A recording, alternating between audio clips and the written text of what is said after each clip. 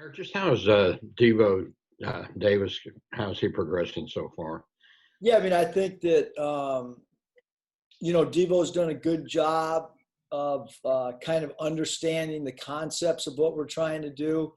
The one thing with Devo is we're trying to have him learn the 1, 2, and even some 3 at times. So learning all the plays at 3 different positions is not easy as you transition from a high school senior to a freshman at the college level. But he's a guy that when the shot clock breaks down, can kind of create and go get his own shot. Thanks. Still working, we're some areas that we're still trying to work with him on is, continue to improve as a shooter and continuing to understanding the value of taking care of the basketball. Thank you. Curtis? Hey, Coach, one of the things that stands out about that non-conference schedule again this year is you've got a lot of those low to mid-major programs that either won their league last year or they're supposed to be in the mix for that this season. Could you just talk about that strategy a little bit in terms of how it can impact your strength of schedule and then prepare you guys for SEC play? Yeah, I think the first thing really, Curtis, with the schedule, and Coach Ruda, spent a lot of time. I mean, we had so many different scenarios that kind of played out, some out of our control, obviously. But he's done a good job in the 5 years that I've been with Ruda, where he's kind of identified teams that he thinks can finish in the top 2 in their league. And then obviously that helps down the road. But I think the first thing as we met as a staff was, how do we limit our travel? Number one. How do we play, home games with the pandemic? And then, how do we avoid getting on planes as much as possible and limit our travel and so on and so forth. So a lot of different factors went into the scheduling, but not to get too far off track, Curtis, basically, yes, we did try to schedule quality opponents that could win their particular league that they play in.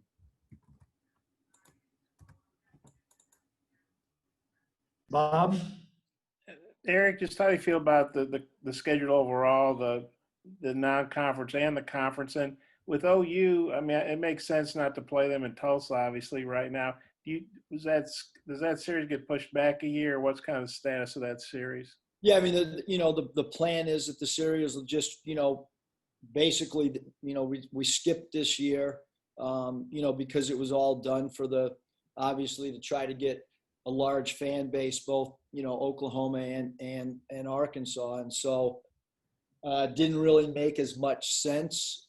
But, I mean, as far as the SEC schedule goes, you pretty much predict how it's, there was no surprises or anything like that. I think it's, it is what it is. I don't think anybody really has a distinct advantage or a disadvantage. I think that, it's they roll it out and you go play the games. And then with the non-conference, I mean, the biggest thing, to ask how we or I feel about it, it really doesn't matter until we find out how many of these games we play. That's the biggest key is you see football games getting canceled and, we just want to try to get as much competition game-wise as we possibly can for our guys. And then Blue Ribbon picked you guys. This is all preseason, so, it's on paper. But Blue Ribbon picked y'all eighth in the SEC. That wasn't my doing. I wrote the preview. And then I talked to you for an hour for Blue Ribbon, and we got an 8th. I don't think they were rating the story. I think the story's a 10, a number 1. And then Ken Palm's got you 7th, 54th nationally. And then the SEC poll is going to come out. I put you guys a little higher. I won't divulge that. But just how do you feel about that? Because obviously when Isaiah was coming back, you guys were in everybody's top 25. But, life's different without Isaiah, obviously. Yeah, no, I mean, we are a different team than where we were, when Isaiah was on the roster. And I from a national, respect standpoint, probably, not a whole lot right now. So we have a lot to prove. And, I think, obviously the amount of scoring that Isaiah and Mason had for us, that's gone. And, we have some young pieces and we need to stay or get healthy as well. But do you feel like nobody knows this team better than you do? Do you feel like maybe people are sleeping on Arkansas a little bit?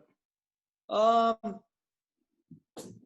don't know. I think like we're in the lab every day trying to get better, and we're trying to find out who we are. And,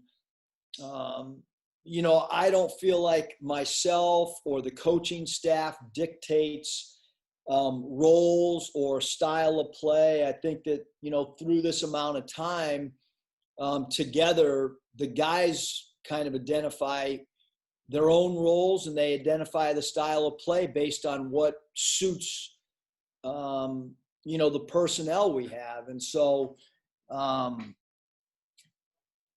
don't really know because there's a lot of unknowns with our team. I brought up, lateral quickness defensively is an area that we're going to have to keep an eye on. Who's our go-to player late in games? The last 4 years, our teams have had the fewest amount of turnovers in the league that we played in. Can we value the ball and get a shot on goal and not turn the thing over? And, how selfish or unselfish will we play with one another? I think all those things are, unknowns for ourselves and for our team and for the people outside our building as well. And one more, Hunter put out a thing the other day saying 4,000 or approximately 4,000 would be the attendance. Not really a surprise. Just wonder how you felt about that. And then I got some others, but I'll turn it back over to Mike if that's cool. Yeah, that's about 3,500 more than we had when we played in the D League. So, look, when you go out and play, you kind of have like competition goggles on, or you're so focused on what's going on that you really shouldn't get caught up in the crowd. Although when I'm doing this, I guess you could say I get a little pumped up and enthusiastic with the crowd. But that number's probably about what we all thought it would be. And so, we're just happy to play. That's the big thing, is how do we go play?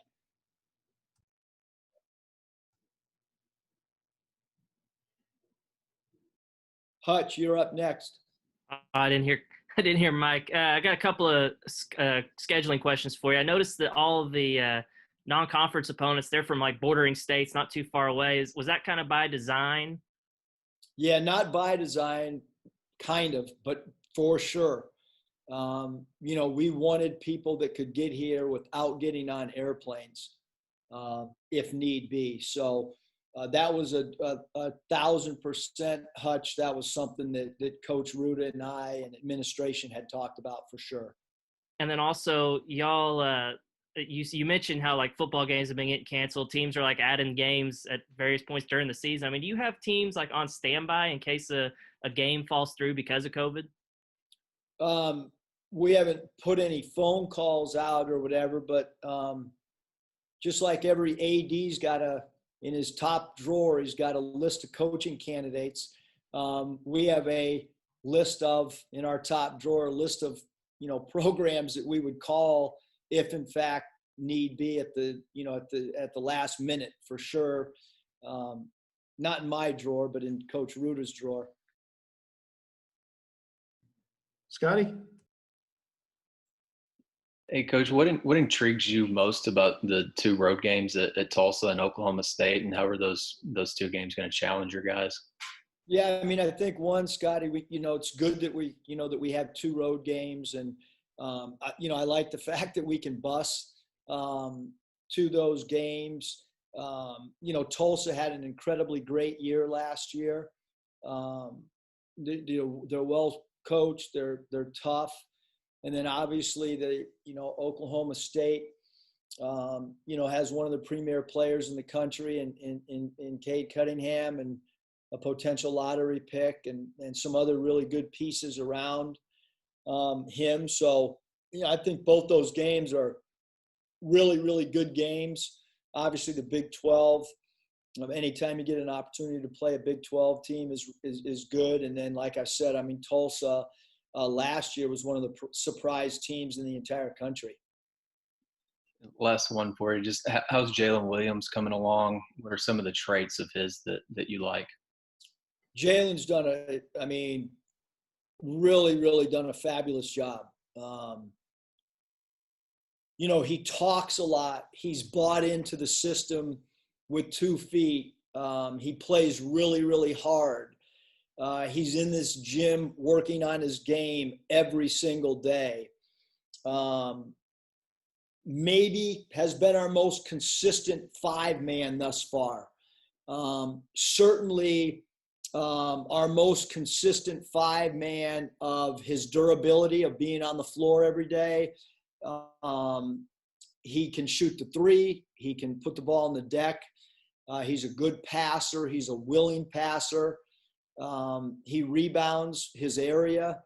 From a 3-point shooting perspective, we want him to continue to get his percentages up. But when he has a ball at the 3-point range, we feel like he can make a 3. We just want to continue to see some improvement on his percentage from 3. But Jalen's done a really, really good job for us. Kyle, you got anything? Hey, yeah, Coach. In the past you've talked so much praising the atmosphere in North Little Rock. Are you disappointed not to be playing there this season, and you kind of hope to get back there in the future? Yeah, we definitely want to get back to to North Little Rock, and the first thing is, we the players, the coaching staff, we love playing in that environment. It was one of the coolest. I did not know last year going in. I heard what the atmosphere would be like, but the atmosphere was just incredibly insane in a positive way. I thought it was, it's not a road game, obviously, but it gets us out of our own building. I think that's good for a team to experience a semi-neutral site as far as you're not sleeping in your own bed. And certainly to be able to reach another part of the state's really valuable. Just with the uncertainty of the pandemic and stuff. There's a lot of challenging things putting together, the schedule and we'll be back there for sure. It's just this year's, unique and different. Jason? Hey, Coach, I just wonder how you like the mix of, your schedule and conference play and just the overall knowing that you're set up for conference play once it gets here at the end of December. Yeah, no, I think the conference schedule is, I don't really, know how you would, say if you love it or don't like to me, you just kind of know you're playing X amount of SEC games and you're going to have, your 9 home and your roads and it is what it is. And so every game in the conference is challenging for everybody, whether doesn't matter if it's football, it doesn't matter if it's baseball, it doesn't matter if it's our soccer, every game is challenging in this league. So, we're just glad we're getting a non-conference to try to continue to figure out our identity prior to getting into conference play. Nikki? Coach, what about Kadeem Johnson, caught your eye when he was in the transfer portal, and when is he going to be able to get here to start, practicing with the guys? Mike, am I allowed to talk about him? Okay. So, I think the first thing, Nikki, is, he's a high volume free throw attempt player, which is obviously something, if you look at the 5 years that, we've had a system in place that getting to the foul line is really, really important. He's one of the best in the country at that. Anytime you can get a all-league player after his sophomore year.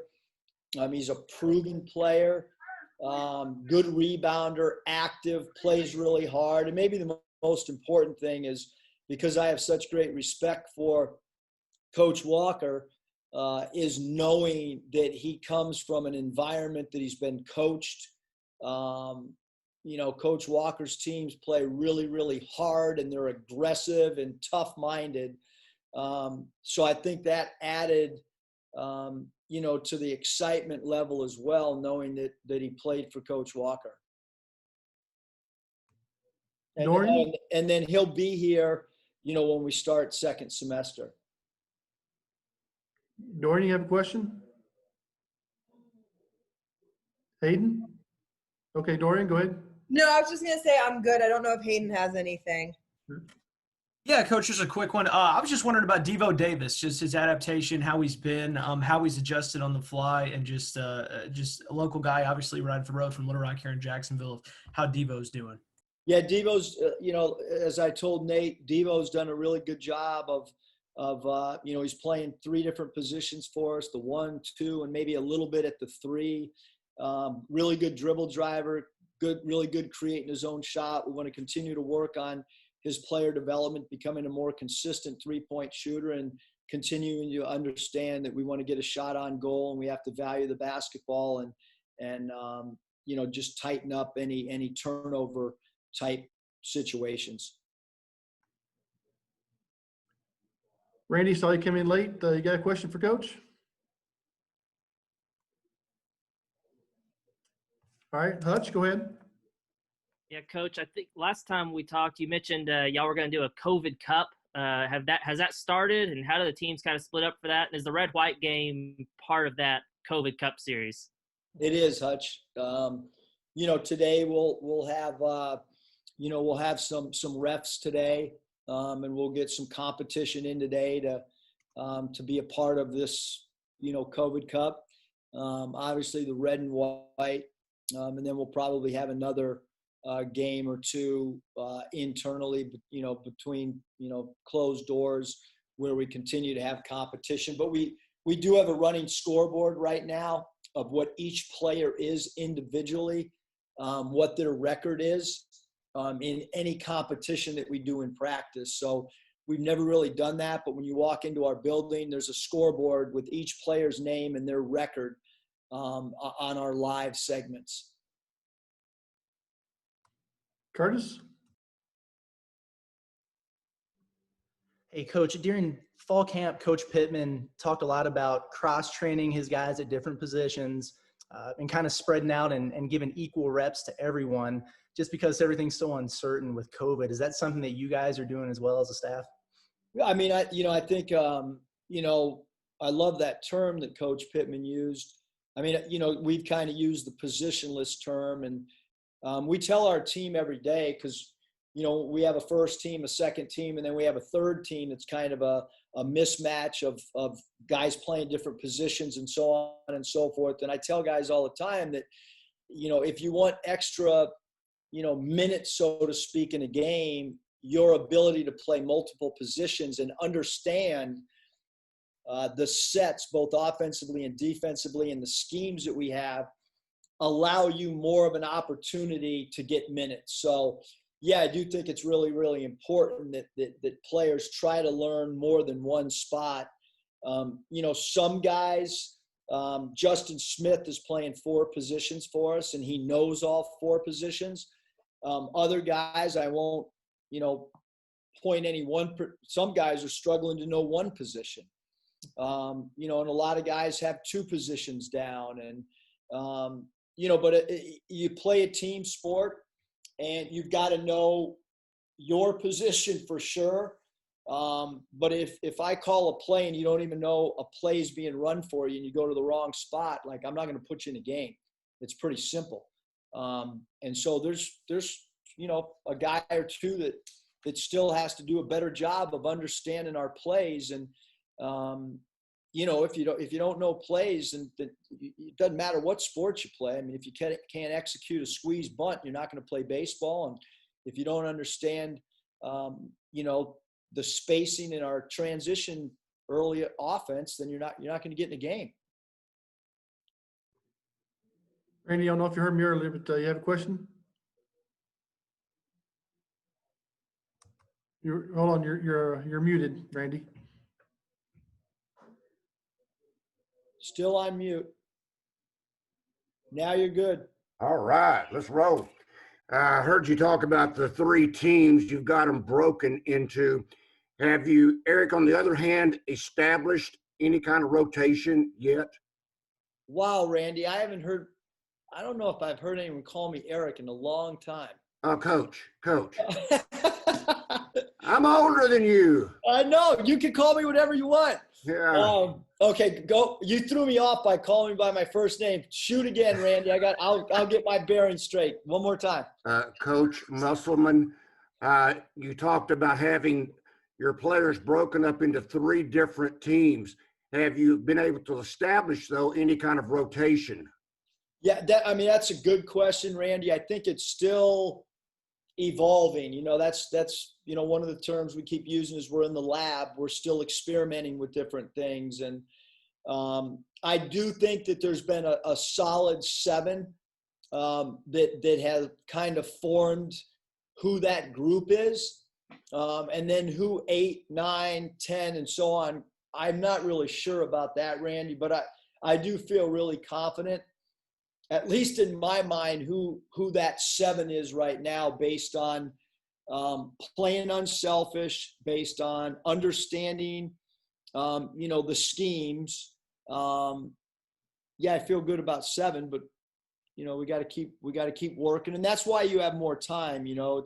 I think we're a little under 3 weeks away right now, and that's still a significant amount of time for us to continue to get better and improve. And quite frankly, we're probably going to be a team, and you want your team to constantly evolve. You want your team to get better in December than it was in November, and better in January, and so on and so forth. And certainly with younger players, I think that's definitely going to be the case, because it is anywhere in the country.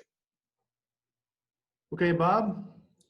Eric, I think I call you Eric all the time, but anyway, the board with the guys who are winning the most when they're in the team situations, who's leading those spots? As soon as I brought that board up, I knew somebody was going to try to put a thumbnail on I'd rather not talk about that now, Bob, just because we got, we have so many more days to go. And I tell the team all the time is like, don't worry about if you're on red or on the white team right now, because it's, like we change teams up every day, because I'm trying to figure out combinations that work as well. So I guess maybe if we catch each other on a good day, I'll divulge the winning board. Hey, maybe we can revisit that before the season starts. And obviously, there's all these companies trying to come up with vaccines. And you hope, as we get into winter, they'll figure it out. How hopeful are you that there'll be a vaccine here in the near future, and how could that, positively impact the season?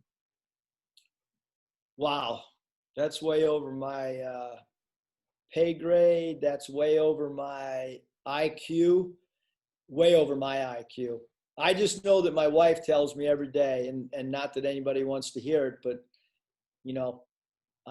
Danielle, I don't think she has that much more. I mean, she's way smarter, but I don't think she's any more medically smarter than I am. But, she says it all the time, like it could be another year. So all we can do is worry about the next day and, take care of today, wake up, deal with tomorrow. Because I don't think any of us know, we were at lunch today in Ruta. I don't know where he got it from, but he said as soon as they come up with a vaccine, then we got to wait another 6 months for it to take effect. Again, I don't know where Ruta getting it. I don't know where Danielle's getting it, but according to my world, anywhere from 6 to a year. And I think that's a pretty, just a guess, really. And then one more, with football, if they lose, 8, 10 guys, whatever, contact tracing, it's not good, but they can deal with it. If you're a basketball team, you lose you know, 8 or 10 guys, you're wiped out for a game. Kind of how do you approach that, or how do you deal with that? Well, I can tell you this, Mike, just put me on mute if I can't. We will have enough players every single night to play. And we'll have enough coaches because we've had enough people that have had it, you know, where, you know, we're going to be able to play from our end. I'm not saying I will because I still haven't had it, but we'll be able to play without me for sure. And the few guys that haven't had it, you know, we'll still be able to play. So we have plenty of guys where we're not concerned about Arkansas having a game, I guess, unless there was the few people that, you know, I guess if there was ever a worst case, the few people that haven't had it, if they got it at the same time, I don't know what would, you know, that's again way over my head. And you know,